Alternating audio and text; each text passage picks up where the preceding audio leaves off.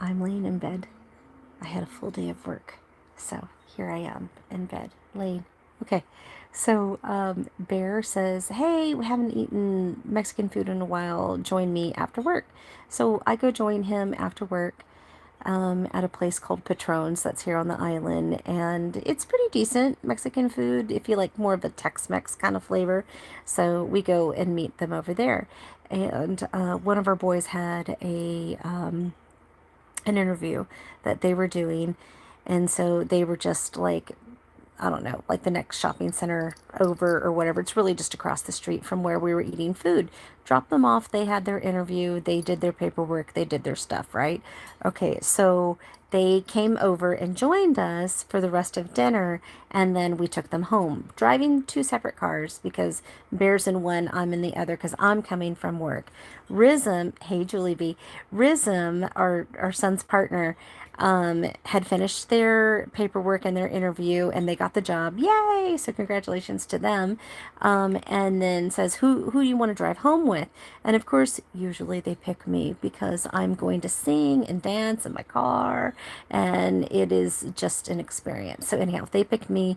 We're singing Dolly Parton and like all kinds of stuff and Soft Cell, Tainted Love. I mean, we're having a good old time. So Bear is taking his sweet time, and I'm like, where the heck are you? You left before us. And we get home, and it's about 15 to 20 minutes to town from where we're at to the main highway because we are off the beaten path. You know, that is a thing. Hey, Desert Siren, how are you doing? Hey, Kim. So, this pertains to you, Kim. This pertains to you. So, so we leave and we go back to our neighborhood and Bear's nowhere to be found and I don't where our driveway is very skinny and I have to leave early in the morning. This is why I'm also laying flat right now in the bed. And I don't want to pull in and then have to wake the bear at 6:30 in the morning in order for him to move his car so that he can whatever. So anyhow, so I'm like, let's just drive around a little bit. I'll show you some stuff around the neighborhood and blah blah blah. And I said, have you been to the haunted woods yet? And Rizm's like, no, I haven't been to the haunted woods. So, and I said, are you up for a little bit of a scare? I said, I know that it's hit or miss. The last time that I went, I had took two individuals back to those haunted woods, and they didn't really feel anything. It was the morning time. But the couple of times before then, that people did feel a very intense feeling of being watched and that they were unwelcomed and stuff like that. So we drive on down there. It is pitch black on the island. It's pitch black. So it's about, oh my gosh, it's not even 7 o'clock here. I don't know, something like that right now.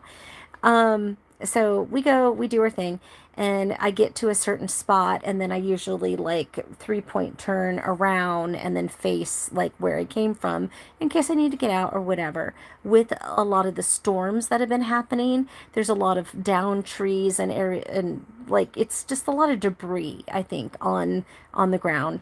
So there was a lot of that, and especially in this one particular spot, which is normally clear. So I was having a little bit of trouble turning around. Rizm all of a sudden I'm trying to tell them the stories, I'm trying to tell them all that other stuff, and they're like, we need to go, we need to go, we need to go right now, we need to go. And then all of a sudden I hear in my mind's eye, um, like, I've told you before, you're not welcome. You need to go. And it's like, oh shit. Now this thing knows that I'm the asshole that's bringing these people here. And so like it was a very serious situation. Like all of a sudden it was like you need to go. There was no time to sit. There was no time to like listen. There was none of it. These woods over here are haunted. I'm telling you, they are haunted. Bear had a Sasquatch, what he feels to be a Sasquatch um, experience in woods that are actually adjoined to these woods over here. So I don't know if I'm having a little bit of a Sasquatchy type situation where we are unwelcomed and they want us to just leave. I don't know. I know that in these woods over here next to my neighborhood, there are people that are buying up lots and building houses back there. I sure as hell wouldn't feel comfortable doing any of that. That, like, are you kidding me? No. The neighborhood that I'm in has been built up since the 60s, but this particular house was floated here in 1948 from Canada. So we've been here a very long time. You don't feel those vibes when you're over here, and I don't know what the difference is, but it's like crazy sauce. So I say this because I don't know if there is a seasonal haunting or is it happening because of a daytime, nighttime shift? Because you know that things have different weights or different intensities, right?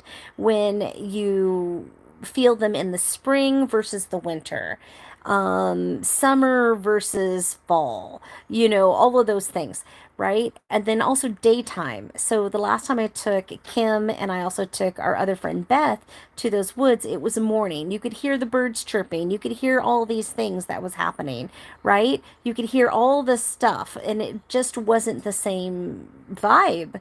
But this time when I took Rhythm, it was like I couldn't even stop the car to roll down the windows before we are already being told to go.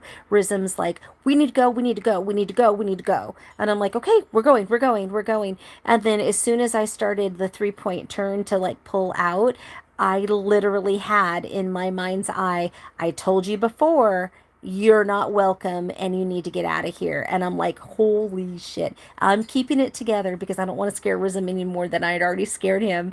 But it was a situation. And by the time we got back here, Bear was already here. And Bear told Rizm the Sasquatch story that he had had.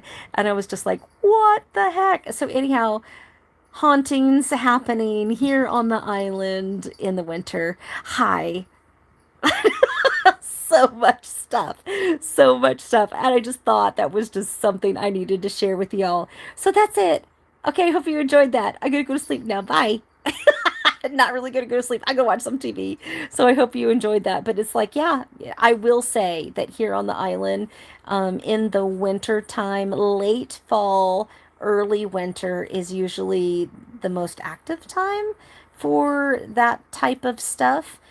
Summer, not really so much. It feels very watered down with all of the people that come on the island for touristy type vibes. So, anyhow, that happened tonight. Just happened right now. Oh my gosh. So much fun, though. So much fun. And no, I did not bring anything home. So, Rizm said that as we were driving out, he felt like something was behind us, like pushing the car out, like pushing it out, like go, get rid, go, bye. Bye. It was literally bye, Felicia. Bye, Felicia. That's what it was doing to us. It's crazy. Anyhow, so good night. I hope you have a good one. Talk to you guys later.